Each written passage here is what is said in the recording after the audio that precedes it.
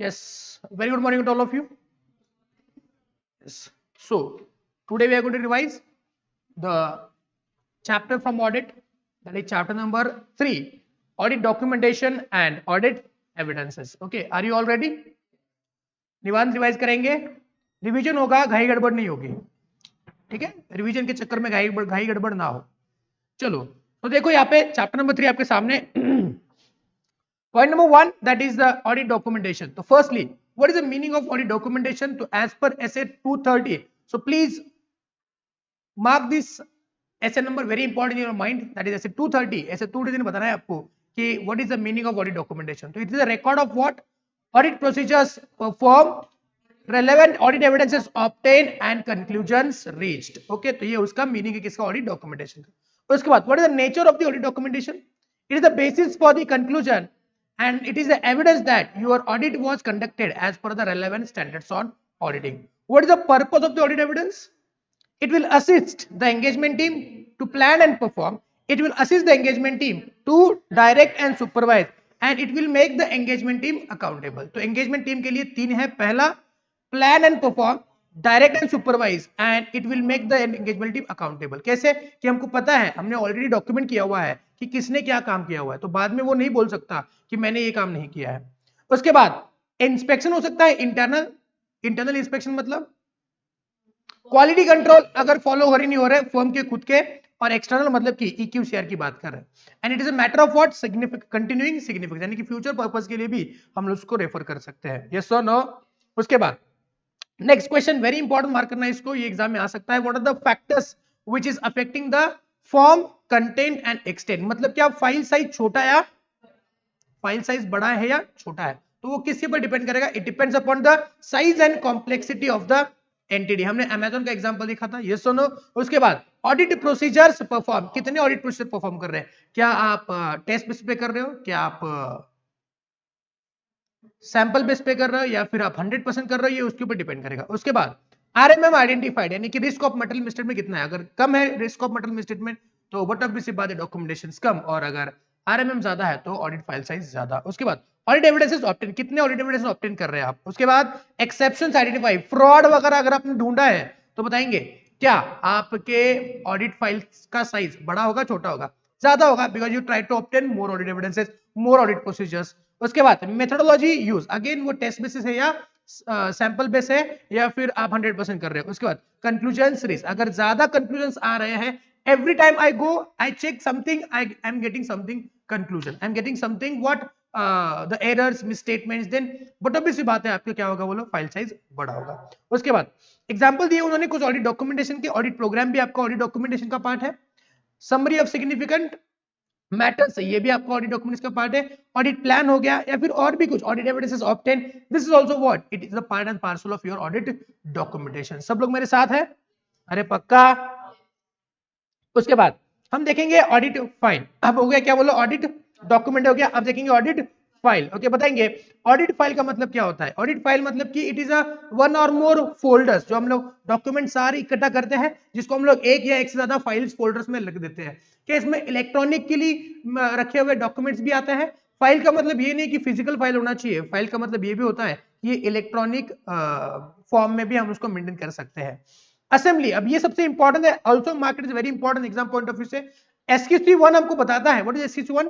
Standards on quality control. Okay, तो ये standards on quality control हमको बताता है कि इसको बनाने का जो टाइम लिमिट है वो 60 days from the audit report, उससे ज्यादा नहीं होना चाहिए। मतलब जो भी ऑडिट फाइल बनाओगे वो ऑडिट रिपोर्ट इश्यू होने के बाद 60 दिन के अंदर अंदर आपका ऑडिट फाइल प्रिपेयर होना चाहिए। उसके बाद कितने साल तक रखेंगे इसको रखेंगे हम लोग 7 साल तक। कहां से? ऑडिट रिपोर्ट इश्यू करने के बाद 7 साल तक हम उसको रखेंगे। उसके बाद एक बार ऑडिट फाइल बन चुकी है तो क्या उसमें कुछ चेंजेस हो सकते हैं? जी नहीं हो सकते हैं, यस और नो? हाँ, ऑडिट फाइल बनाने के टाइम पे भी उसमें कुछ चेंजेस नहीं कर सकते। हाँ, चेंजेस कर सकते हैं लेकिन वो खाली एडमिनिस्ट्रेटिव पर्पस के होंगे, जैसे कि सॉर्टिंग हो गया, कोलेटिंग हो गया, या फिर डिस्कार्डिंग द ओल्ड डॉक्यूमेंट, या फिर डिस्कार्डिंग द डुप्लीकेट डॉक्यूमेंट्स, ये वाले चेंजेस हो सकते हैं बस एडमिनिस्ट्रेटिव नेचर के। उसके बाद after final assembly deleting, discarding, superseding document, sorting ये नहीं होना चाहिए, sorting, collating, cross referencing work paper ये होगा, और साइनिंग भी हो सकता है। मतलब कौन कौन से नेचर के चेंजेस हो सकते हैं, तो ये वाले नेचर के चेंजेस हो सकते हैं, ये वाले नेचर के चेंजेस नहीं हो सकते, समझे? ओके चलो अब आगे वाला point, what are the benefits, क्यों रखेंगे हम इसको, ऑडिट फाइल साइज बनाना क्यों जरूरी है? बेनिफिट्स, बिकॉज हम लोग इंस्पेक्शन करवा सकते हैं, एक्सटर्नल हो या इंटरनल हो, इफेक्टिव एंड एफिशिएंट इंस्पेक्शन हो सकता है। कैसे?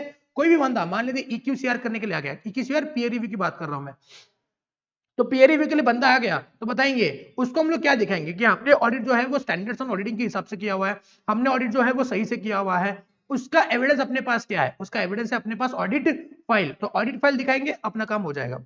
उसके बाद कंसिडर द सिग्निफिकेंट मैटर, एक बार ऑडिट हो गया, मान लिया आपने 5 साल के पहले ऑडिट जो किया था उसको आप कंसिडर कर रहे हो, तो बताएंगे उसका पूरा ऑडिट फाइल साइज देखने की जरूरत है या ओनली इंपॉर्टेंट पॉइंट आप देखना चाहोगे, ओनली इंपॉर्टेंट पॉइंट, तो ये कहां पे मिलेंगे आपको, ऑडिट फाइल में मिलेंगे।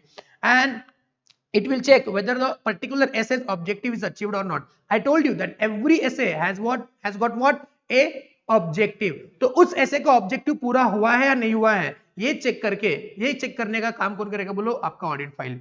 उसके बाद ये कुछ ज्यादा इंपॉर्टेंट नहीं है, इंपॉर्टेंट अगेन ऑडिट फाइल में आएगा ओनरशिप, इसके ऊपर बहुत बारी सवाल आता है, तो बताएंगे किसका ओनरशिप है ऑडिट फाइल, क्या वो किसी और के साथ शेयर भी कर सकता है, नहीं कर सकता, अगर वो चाहे तो एक्सट्रैक्ट जरूर दे सकता है, अगर मान लो कोई अथॉरिटी ने मांगा है या क्लाइंट ने मांगा है तो हम उसका क्या कर सकते हो, बोलो एक्सट्रैक्ट जरूर निकाल के दे सकते हो, it you can make the available clients the extracts और the portion of the audit file. उसके बाद ऑडिट डॉक्यूमेंटेशन समरी, अब ये क्या चीज है, ये भी इंपॉर्टेंट है, इसके ऊपर भी शॉर्ट नोट आता है, what is this audit documentation summary, इसको हम लोग कंप्लीशन मेमोरेंडम भी बोलते हैं। ये क्या करता है, देखो हमने ऑडिट फाइल साइज पूरा बना के रखा हुआ है, लेकिन इसके साथ साथ एक समरी भी बना के रखेंगे। ये समरी क्या चीज है, ये समरी हमको डिस्क्राइब करेगी the significant matters which we have identified and how they are addressed, मतलब कि फ्रॉड मिला है तो ऑडिट फाइल में भी फ्रॉड का इंफॉर्मेशन हम लोग लिखेंगे, साथ साथ उसके साथ साथ हम क्या एक समरी भी लिखेंगे, जैसे आपके पास मेन टेक्स्ट बुक भी है, हम लोग नोट भी बनाते हैं, लेकिन साथ साथ ये चार्ट से भी रिवीजन करते हैं, तो चार्ट अपने लिए क्या हो गया, बोलो it is a completion memorandum. तो एमसीक्यू के लिए सवाल आ सकता है कि ऑडिट कंप्लीशन समरी को हम लोग और क्या बोल सकते हैं, कंप्लीशन मेमोरेंडम, क्लियर है?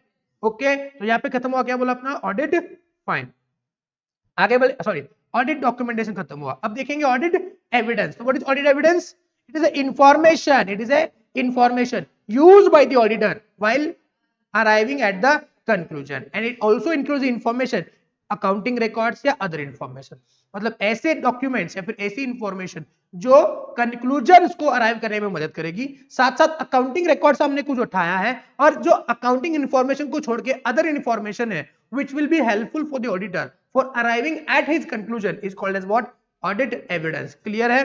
अब ऑडिट एविडेंसेस का सफिशिएंट और अप्रोप्रिएट होना बहुत जरूरी है, ये हमको किसने बताया है, ये हमको बताया है एसए 200 ने, गेटिंग माय पॉइंट? तो what is sufficiency, sufficiency stands for the quantity and appropriate stands for the what, quality, और क्वालिटी कब आती है, जब वो रिलेवेंट है और जब वो reliable. What is relevant, relevant मतलब कि मैंने परचेस का ऑडिट किया है तो मेरे पास परचेस के एविडेंस आने चाहिए, उसको बोलते हैं relevant.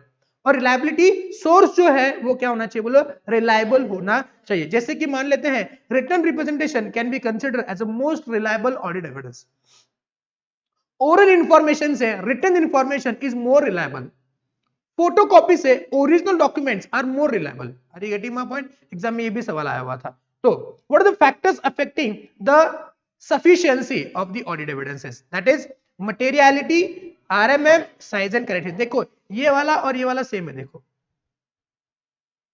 Forms affecting, factors affecting the form content size, देखो यहाँ पे साइज, आरएमएम एंड मटेरियलिटी। ये सुनो यहाँ पे मटेरियलिटी नहीं लिखा हुआ है लेकिन हम लोग बोलते हैं सुनो आरएमएम मतलब मटेरियलिटी पकड़ लेते हैं हम लोग, तो materiality, RMM and size and characteristics, जो भी ऑडिट एविडेंस क्वांटिटी को अफेक्ट कर रहे हैं ना, तो यहाँ पे भी क्वांटिटी को अफेक्ट कर रहे हैं ना, ये फैक्टर्स, फाइल साइज, तो क्वांटिटी को अफेक्ट कर रहे हैं ना, तो क्वांटिटी को अफेक्ट करने वाली कौन कौन सी चीजें हैं, materiality, RMM and size and characteristics. Are you getting my point? अरे ओके देखो यहाँ पे रिलायबिलिटी की बात करेंगे तो reliability obtain through the independent sources से अगर किया है तो वो रिलायबल है, इन डॉक्यूमेंट्री फॉर्म है, इसका ये पॉइंट है, इन डॉक्यूमेंट्री फॉर्म है, original documents then the photocopy, वो ज्यादा रिलायबल है, डायरेक्टली ऑब्टेन वो ज्यादा रिलायबल है, इंटरनल कंट्रोल आर स्ट्रॉन्ग, मतलब कि एंटिटी के इंटरनल कंट्रोल अगर स्ट्रॉन्ग है तो उससे मिलने वाले ऑडिट एविडेंसेस भी मोर रिलायबल होंगे। अरे सुनो, एग्जाम में ये भी सवाल आया हुआ था, ठीक है, कि रिलायबिलिटी का मतलब क्या है, explain the reliability of the audit evidences. तो रिलायबल का मतलब ये है कि ऐसे ऐसे अगर ऑडिट एविडेंस आए हुए हैं तो उसको हम लोग रिलायबल बोलेंगे। क्लियर छे है? क्लियर छे? What are the means of obtaining audit evidences? ICAI, ICAI, ICAI. What is I? I stands for inquiry to the management. C stands for confirmation. A stands for analytical procedure. I stands for inspection. O stands for, R stands for, and R stands for recalculation. ठीक है, clear है? इसको explain करने की जरूरत नहीं है, अंदर का मसला आपको पता है। ठीक है, आगे बढ़ेंगे। नेक्स्ट पॉइंट क्या है, देखो यहाँ पे, yes, audit procedures to obtain. अब देखो, means of collecting audit evidences and audit procedure to collect audit evidences, दोनों अलग अलग बातें हैं। ठीक है ना? यहाँ पे गंगाधर ही शक्तिमान नहीं है, गंगाधर अलग है, शक्तिमान अलग है। तो audit procedures to obtain audit evidences क्या है बोलो? एक तो आरएपी या फिर एफएपी, यहाँ पे क्या IAOR, क्या बोलो? IA। What is IOR? जो हमने ICAOR लिखा था उसमें से यहाँ पे छाप लो। एफएपी मतलब TOC and TOD। What is FAP? Further audit procedures. TOC मतलब टेस्ट ऑफ कंट्रोल्स, TOD मतलब टेस्ट ऑफ डिटेल। डिटेल में हमने उसका चार्ट देखा हुआ था, कुछ याद है? पक्का इसको यहाँ पे एक्सप्लेन करने की जरूरत नहीं, वो आपके मैंने बुक में डाल दिया है, तो बुक से उसको रिवाइज करना। यहाँ पे अननेसेसरी जगह नहीं खाएंगे हम लोग, ये कोई वर्म नहीं है जो आपका स्पेस खाए, कुछ याद है? Types of audit evidences, internal हो सकते हैं, एक्सटर्नल हो सकते हैं। What is internal? जो इंटरनली ओरिजिनेट होते हैं या फिर बनते हैं और इंटरनली इस्तेमाल होते हैं। कौन सा इनवॉइस? Sales invoice. एक्सटर्नल मतलब जो एक्सटर्नल बनते हैं और इंटरनली इस्तेमाल होता है। कौन सा इनवॉइस? परचेस इनवॉइस, जो बाहर बनता है, इंटरनली इस्तेमाल होता है। उसको उसके साथ साथ नहीं, चलो इतना ही। Next one, what are the assertions to be address? ये भी इंपॉर्टेंट क्वेश्चन है, यस और नो। तो हमने डिवाइड किया था 3 पार्ट में, classes of transaction, account balance and presentation disclosure. Generally means P&L की बात कर रहे हैं, बैलेंस शीट की बात करें, नोट्स टू अकाउंट्स की बात कर। तो P&L की बात करूंगा तो क्या करेंगे? OCA, OCA, OCA, O stands for, C stands for completeness है क्या? यहाँ पे है ना, नीचे भी है। A stands for, C stands for again ऊपर का क्लासिफिकेशन ले लो, and C stands for cut off. उसके बाद बैलेंस शीट में इंजीनियर का CV, ERCV, इंजीनियर का CV। E stands for existence, R stands for rights and obligation, C stands for completion, V stands for valuation। Present disclosure आप इसका क्या कर सकते हो? कॉम्बिनेशन लगा सकते हो। कॉम्बिनेशन मैंने थोड़ा बना के दिया है, ये याद किया तो भी चलेगा। तो यहाँ पे OCCA, क्या बोलो? OCCA, क्या बोलो? जोर से बोलो क्या? तो यहाँ पे OCACC, यहाँ पे ERCV और यहाँ पे OCC है। ओके, OCCA कर सकते हो। O stands for occurrence, C stands for completeness, C stands for classification, A stands for, clear है? आगे बढ़े। यस, अब यहाँ पे खत्म हुआ ऑडिट, आपका डॉक्यूमेंटेशन एंड ऑडिट एविडेंसेस। अब बढ़ेंगे आगे, आएगा अपना next point, written representation. Market is important. Written representation पे से एक सवाल बन सकता है। What is written representation? It is a written statement by the management, किसको? To the auditor. किस चीज के लिए? To confirm certain matters and support other audit evidences. We have seen in many things, we have seen the related party, we obtain the written representation in the going concern, we have seen we obtain the written representation. अरे कहां पे written representation नहीं होता है? मैं आपको बात बोलूं क्या, पूरा ऑडिट होने के बाद लास्ट में भी एक रिटर्न रिप्रेजेंटेशन लेते हैं। मतलब कि each and every essay do contain the lender of last resort, that is the written representation। कोई भी ऐसे उठा, लास्टली आप उसको लेंगे कि रिटर्न रिप्रेजेंटेशन। अरे फाइनेंशियल स्टेटमेंट सही से बनाए हैं नहीं बनाए हैं, इसके लिए भी रिटर्न रिप्रेजेंटेशन लेते हैं। तो इट इज वेरी इंपॉर्टेंट। आप कभी, आपको जिंदगी में इससे पाला पड़ने ही वाला है, मतलब आपको every time this you have to obtain. तो इसको प्रैक्टिकली पॉइंट ऑफ व्यू थोड़ा देख लेना। तो what is written representation? Again it is the written statement by the management to the auditor to confirm certain matters or to support the other audit evidences from whom। किससे लेंगे रे? उससे ही लेंगे जो preparation and presentation of financial statements के लिए responsible है। Generally management, not TCWG। TCWG is not responsible for preparation of the financial statement, only management। तो जनरली ये कौन होते हैं बोलो? ये मैनेजमेंट लोग होते हैं जो क्या करते हैं, रिटर्न रिप्रेजेंट देने के लिए लायबल होते हैं। Now what are the objective? क्या क्या ऑब्जेक्टिव है रिटर्न रिप्रेजेंट लेने का? क्या ऑब्जेक्टिव है?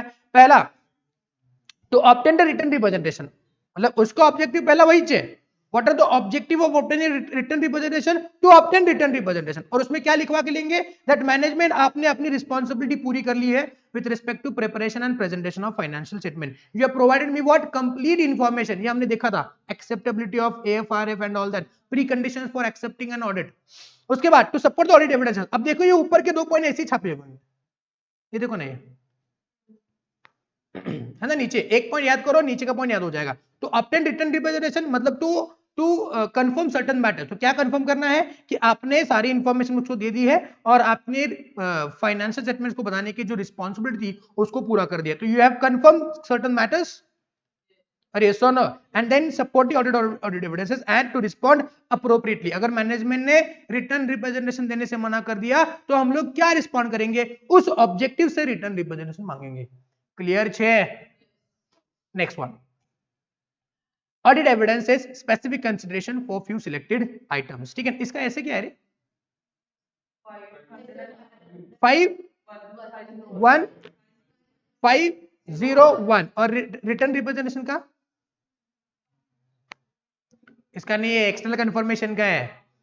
इसमें ये मत करना, कंफ्यूजन मत करना, एक्सटर्नल कन्फर्मेशन रिटर्न रिप्रेजेंटेशन उसका कुछ ऐसे नहीं है। तो 501, तो उसमें हमने 2 देखे थे, existence and condition of the inventory and completeness of litigation and claim. Yes और नो? तो बताएंगे पहला existence and condition of inventory. तो क्या करेंगे? तो पहले तो आपको क्या करना है, 2 चीजें ध्यान रखनी है। आपने इन्वेंटरी का एग्जिस्टेंस और उसके कंडीशन को चेक करना है। तो उसके लिए आप क्या कर सकते हो, आप मैनेजमेंट जब इन्वेंटरी का वेरिफिकेशन कर रहा है उसके साथ जाके उसको वेरीफाई करोगे। तो पहली बात यहाँ पे बोली है that attend the physical verification with the management. तो उसमें क्या करेंगे? पहला, inspect inventory, observe management instruction and procedure and obtain the audit evidences. मतलब क्या कि जब आप फिजिकल वेरिफिकेशन के लिए जाओगे वहां पे तो क्या करोगे? तो यही करोगे। नेक्स्ट वन, अगर प्रैक्टिकेबल नहीं है then you will evaluate the management instruction and procedures, observe the performance of counting, inspect the inventory, you can inspect it, perform the test count, check the inventory records and audit evidences for changes in the inventory। ये हमने देखा था ना वो कि reconciliation करेंगे, तो वो बात है। उसके बाद नेक्स्ट पॉइंट है completeness of litigation and claims. तो उसके लिए आप क्या करेंगे? You will inquire the management, you will inquire the legal counsel, review the minutes of meeting and check the legal expense account। क्या मैंने आपको ये बताया था? अरे सुनो, और अगर उसमें RMM है तो आप क्या करेंगे? मतलब कि आपको लग रहा है कि यहाँ पे बहुत RMM है, then seek direct communication with what legal counsel, obtain the letter of inquiry, कि उससे लेटर लेके जाओ, किससे? मैनेजमेंट से, कि वो लीगल काउंसिल आपको information they they. Why? Because यहाँ पे कॉन्फिडेंशियलिटी का मैटर है। and not possible or prohibited to communicate, if so perform the other audit process। यानी कि उसके बावजूद भी अगर उसने आपको इन्फॉर्मेशन नहीं दिया, then you try to obtain the information from alternate sources, you will perform the alternate audit procedures। yes or no? Clear छे? ओके, तो यहाँ पे देखा, देखो परफॉर्म अदर ऑडिट प्रोसीजर, अगर नहीं पॉसिबल है तो परफॉर्म ऑल्टरनेट और अदर ऑडिट प्रोसीजर्स।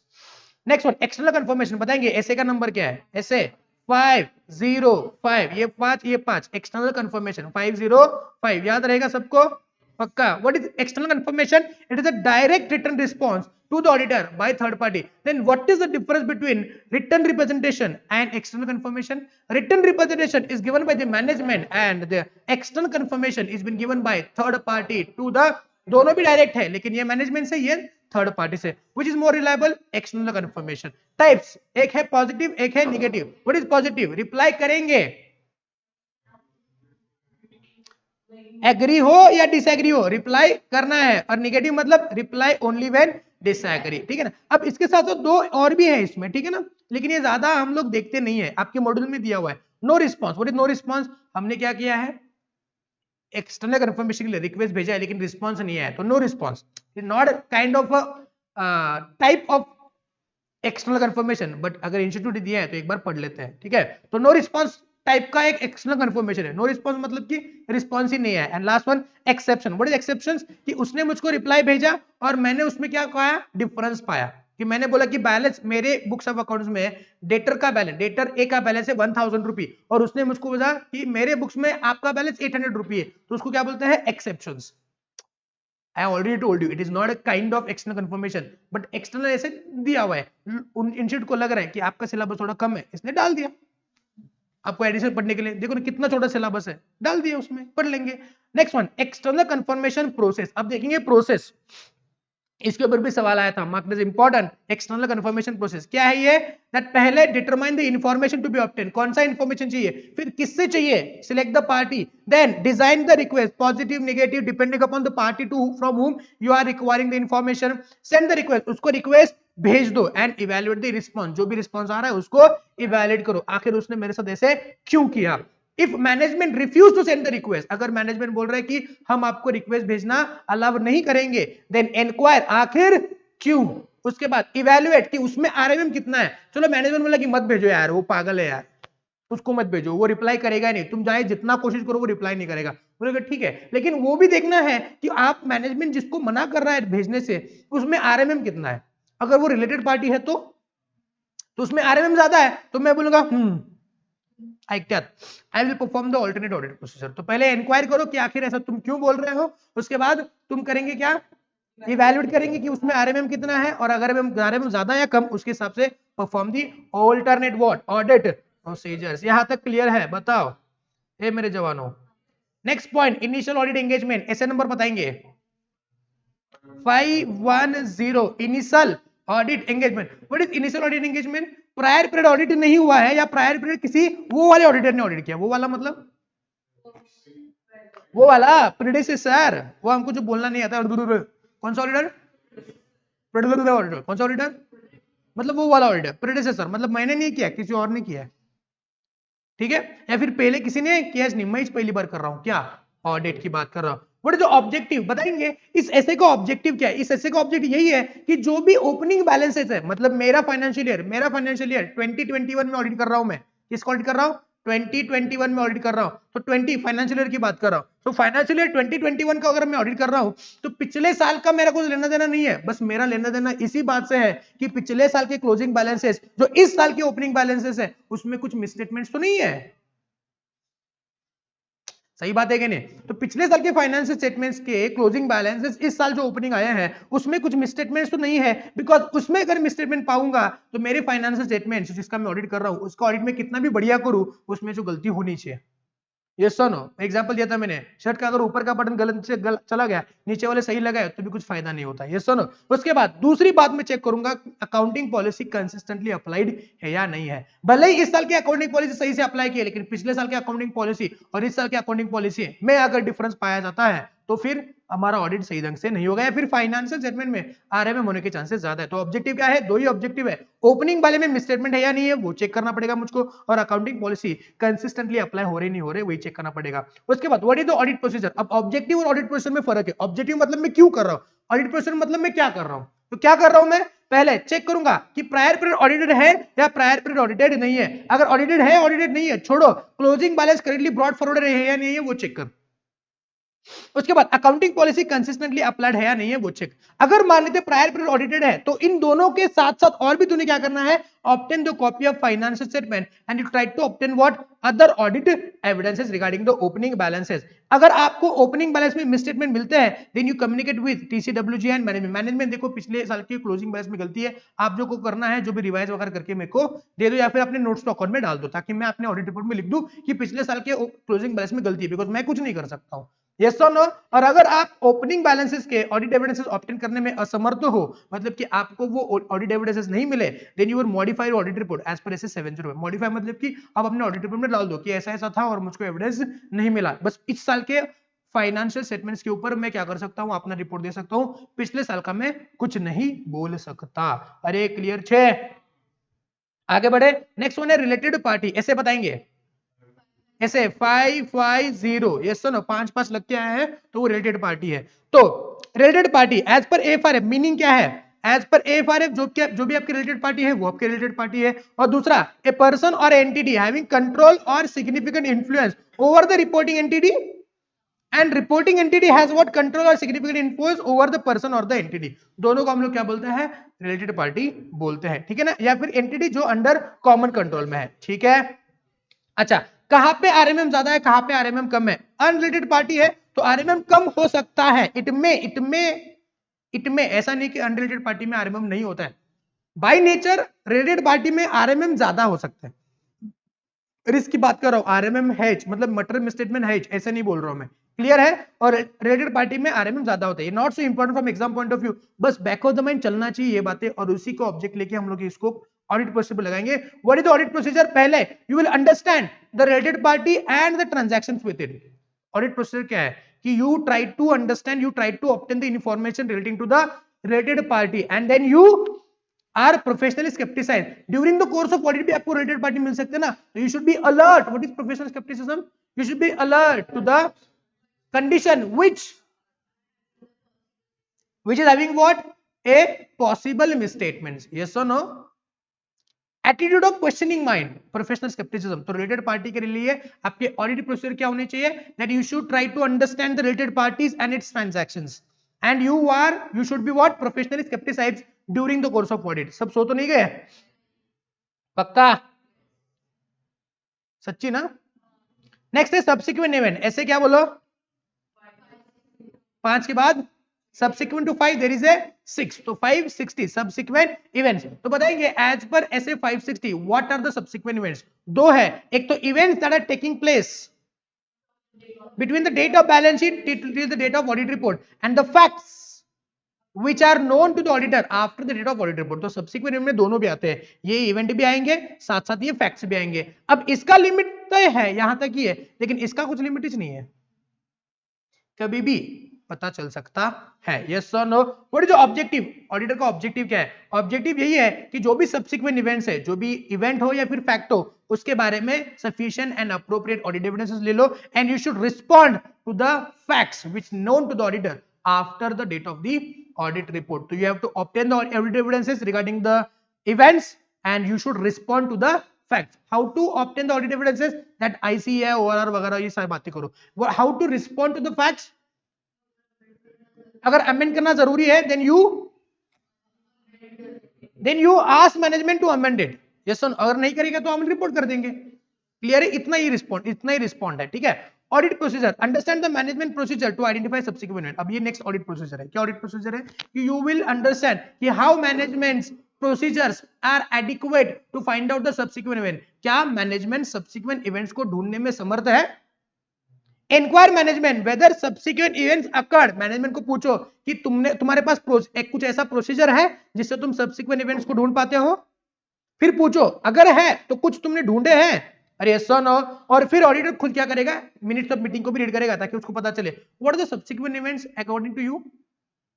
डेटर का इंसॉल्वेंट होना, फायर अकर होना, कोई मेजर यूनिट सेल करना, ये सब्सिक्वेंट इवेंट्स है उसके. यस और no? Which will cast the significant doubt on going concern. Yes और नो? उसके बाद फैक्ट के बारे में बात करेंगे. What are the facts? ये फैक्ट मतलब इसकी बात कर रहे हैं, इसकी बात कर रहे हैं. यस और no?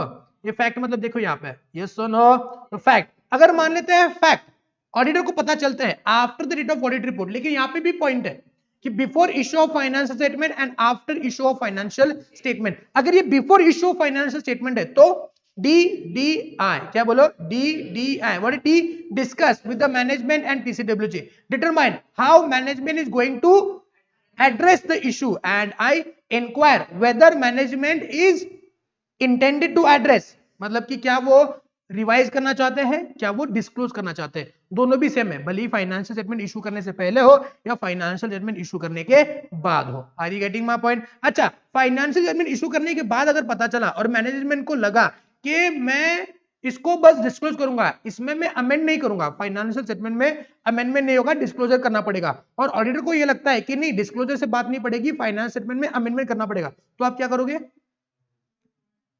You will what amend? Financial statement. You are responsible for preparation of financial statement. Then you will modify the audit report. Not amend. You will modify. You will issue new audit report. ओए समझे नहीं समझे? Next one है going concern. What is going concern? नहीं पता, ऐसे बताएंगे, पहले नंबर बताएंगे ऐसे का. ऐसे 570 going concern assumption. What is going concern? It is what a fundamental accounting assumption. और इसका मीनिंग क्या है? That entity has prepared the financial statements by assuming that the entity is continuing its operation in near foreseeable future. Okay. What is the objective? अब इसे के objective क्या है? 3 objective है. पहले मैनेजमेंट से written representation low, because management से better और कौन जान सकता है कि हम लोग आगे कंटिन्यू करने वाले हैं या नहीं करने वाला है. तो we will try to obtain what? Written representation. Nextly support the audit other audit evidences regarding the going concern. ठीक है, मतलब हम लोग क्या करेंगे कि गोइंग कंसर्न को सपोर्ट करने वाले अदर ऑडिट एविडेंस को कलेक्ट करना चालू करेंगे. ये इस ऐसे का ऑब्जेक्टिव है. ये ऐसे आपको ये बोल रहा है कि हे ऑडिटर, जा पहले मैनेजमेंट से रिटर्न रिप्रेजेंटेशन ले ले. दूसरा, ऐसे ऑडिट एविडेंसेस ऑब्टेन कर जो तुझको गोइंग कंसर्न फॉलो जो किया है मैनेजमेंट ने उसको क्या करे, सपोर्ट करे. And last one, respond appropriately. अगर मैनेजमेंट देखो वो रिटर्न रिप्रेजेंटेशन नहीं देगा तो तुमने क्या करना है, ये भी ये ऐसे ही बताएगा. क्लियर है? What is the objective of ऐसे? पहले obtain the written representation, support the audit other audit evidences and respond appropriately. Clear है?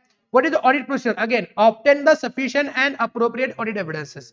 If management is not performing the assessment of going concern, then request management please karo. Next one, evaluate the management future action, analyze the cash flow and obtain the return representation from the management. ये है audit procedures. Clear है? Next one, going concern के बारे में और बात करेंगे. What are the factors which cast the significant doubt on the going concern assumption. तो हमने इसको तीन पार्ट में डिवाइड किया था. पहला था फाइनेंशियल, दूसरा था ऑपरेशनल, तीसरा था others. What are the financial factor? Negative negative negative negative, सारी नेगेटिव बात है. Negative net worth, negative cash flow, negative working capital, shifting from cash to credit, no money to repay the loan and adverse key financial ratios. What are the operational? Loss of key managerial persons, loss of major markets, labour difficulties, highly successful competitor आ गया market में, जैसे कि Vodafone के लिए जियो आ गया, तो बताएंगे क्या वोडाफोन का गोइंग कंसर्न अभी धोखे में है? Yes. Management intention to close the business. अब ये सबसे सही है. क्यों? मैनेजमेंट ही चाहता है भले ही मेरी कंपनी सही से चल रही है, कोई नेगेटिव वगैरह नहीं है, सब पॉजिटिव पॉजिटिव, लेकिन मैंने ये धंधा नहीं करना है, तो ये गोइंग कंसर्न के ऊपर अफेक्ट करेगा नहीं करेगा? ओके. एंड अदर्स में आ जाएंगे non compliance of laws and regulation. I told you, labour laws हो, फैक्ट्री लॉ हो, उसका नॉन कंप्लायंस क्या हो तो ताला लगा के चले जाएंगे. पेंडिंग लीगल रेगुलेटरी प्रोसीडिंग्स, मतलब कि pending litigations, changes in law, है ना, मतलब पहले जो मटेरियल था अब वो मटेरियल अलाउ नहीं है. जैसे कि फॉर एग्जांपल वो गुटखा बैन किया ना महाराष्ट्र में, तो गुटखा बनाने वाले सब बिजनेसेस क्या हो गए, ठप्प हो गए. भले ही वो क्या है, भले ही उनका बिजनेस जोरों शोरों से चल रहा था. तंबाकू और तंबाकू के रिलेटेड जो भी प्रोडक्ट्स है उसको बैन किया तो एक रात में, तो सारे उनका गोइंग कंसर्न तो तबाह हो गया. यस और no? And uninsured and under insured catastrophe. What is catastrophe? What is catastrophe? Catastrophe यानी कि डिजास्टर्स रहे, जो भी डिजास्टर्स है अंडर इंश्योर्ड है या अनइंश्योर्ड है, मतलब हमने इंश्योरेंस किया है वो कम पड़ रहा है या फिर इंश्योरेंस नहीं किया है, और अगर ऐसी कैटास्ट्रोफी अपने पास आ गए तो क्या होगा बोलो, अपना बिजनेस बंद हो सकता है. अरे क्लियर है? पक्का? तो यहाँ पे खत्म हुआ अपना बोलो chapter number 3. Any doubt so far? पक्का पूरा दिमाग में रिटर्न हो चुका है? Okay sure. So will stop here for today for revision of this chapter number 3. Enjoyed a lot?